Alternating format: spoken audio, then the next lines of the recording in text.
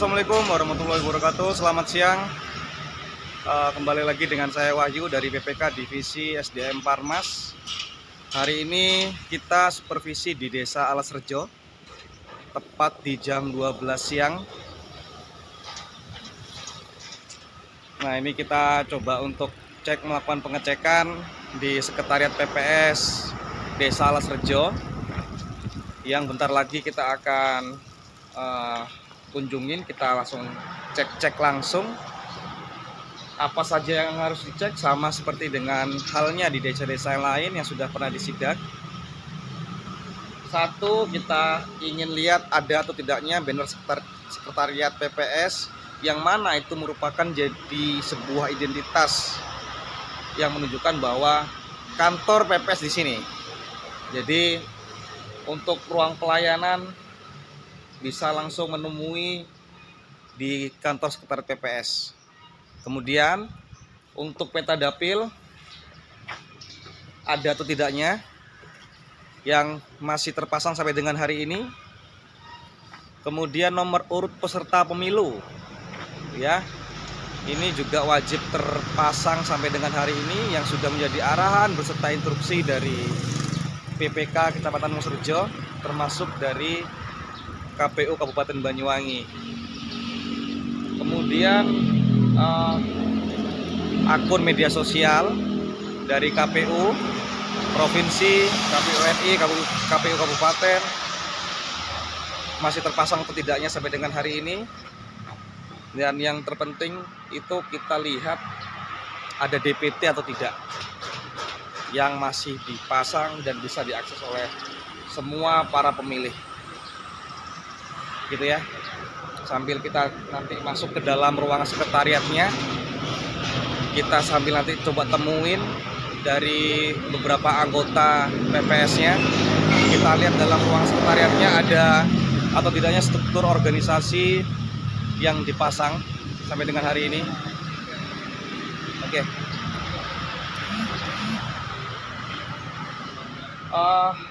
Ini coba kita langsung masuk ya ke ruangan ya. Jadi, nah, ini adalah Sekretariat PPS Desa Alasrejo. Oke, kita bisa lihat di belakang sini ada banner Sekretariat PPS Alasrejo, tapi udah hampir copot tuh ya, robek. Kayaknya perlu diperbaiki ulang itu. Karena kalau dibiarkan begitu nanti bakal lepas juga, pasti kena angin. Kita langsung masuk ke ruangan, tapi kita cari dulu kok nggak ada orangnya ya.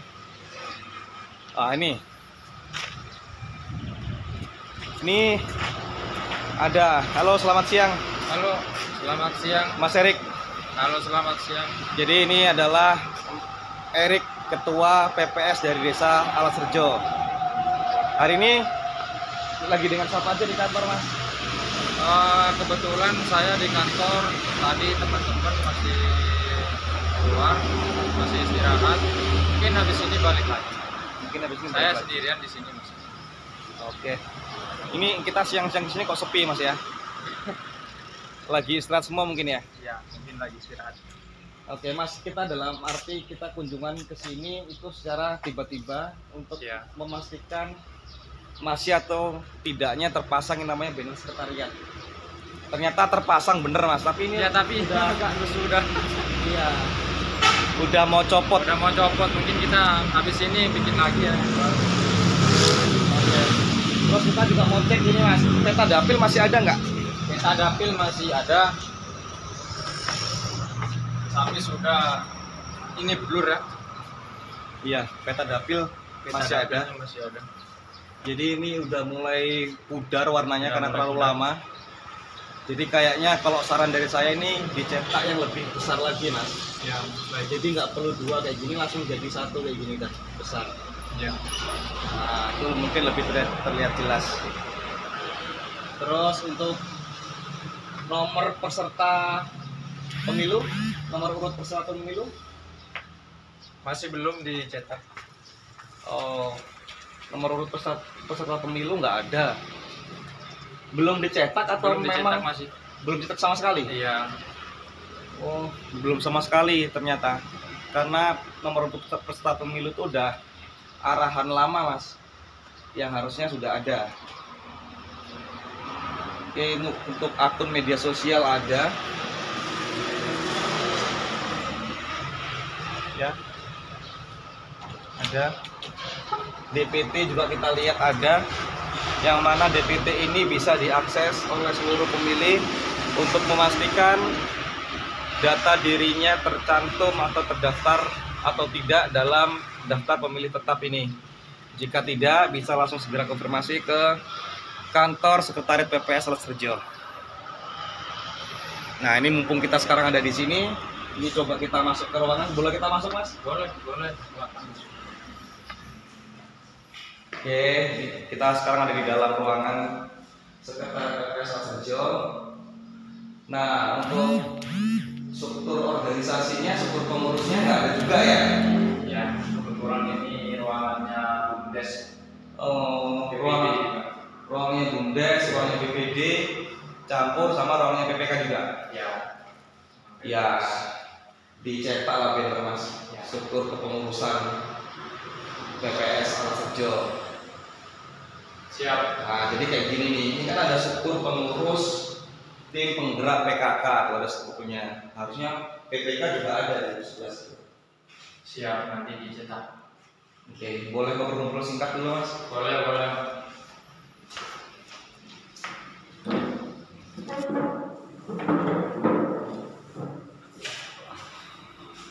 Oke, Mas Erik. Jadi tujuan kita yang pertama memang ini agenda yang tidak direncanakan. Kita tiba-tiba untuk datang ke sini untuk melakukan beberapa pengecekan, sekaligus kita akhiri dengan beberapa tanya jawab ini, Mas. Yang pasti seputar dengan pemilu besok. Jadi dalam internal PPS Alas Rejo ini yang pertama sudah pernah melakukan diskusi secara internal belum terkait untuk dan bagaimana cara meningkatkan partisipasi masyarakat besok dalam memilih. Yang dua, apa langkah-langkah yang sudah dilakukan atau akan dilakukan oleh PPS Alas Rejo ini untuk meminimalisir yang namanya golput? Yang namanya golput. Oke. Baik, terima kasih sebelumnya untuk PPK Divisi SDM yang sudah hadir dengan secara dadakan mungkin ya di sini ke PPS Alas Rejo. Dadakan. Ya, dan seperti inilah kondisi PPS Alas Rejo. Sebelumnya saya minta maaf, mungkin ada kekurangan dari beberapa struktural yang masih belum dicetak dan beberapa pengumuman nomor daftar urut partai politik yang masih diproses untuk pencetakannya. Nah, untuk hal terkait partisipasi masyarakat yang telah dilakukan PPS Alas Rejo ini, bagaimana untuk para pemilih pemula ini yang baru masih punya KTP atau mau punya KTP itu kita sosialisasikan untuk melek terhadap politik. Melek ya? Ya, melek terhadap politik. Karena melek itu sadar gitu, Mas ya? Sadar, karena apa? Ini kan pemilu ini adalah ajang untuk menentukan arah masa depan bangsa, yaitu pemilihan presiden dan para menteri, DPR, DPRD, dan calon legislatif yang akan ada di daerah. Ada berapa yang besok harus dipilih sama pemilih ini, Mas? Nah, yang akan dipilih oleh pemilu di 2024 ini pastinya yang satu nanti ada presiden, pemilihan presiden, ada pemilihan DPR RI, ada pemilihan DPRD, dan DPR provinsi. Ada 4 itu. DPD nggak? DPD juga, DPD. Berarti ada berapa kotak suara? Ada 5 Ada suara. Gitu. Oke. Nah, untuk PPS Alas Rejo yang sudah dilakukan dan akan dilakukan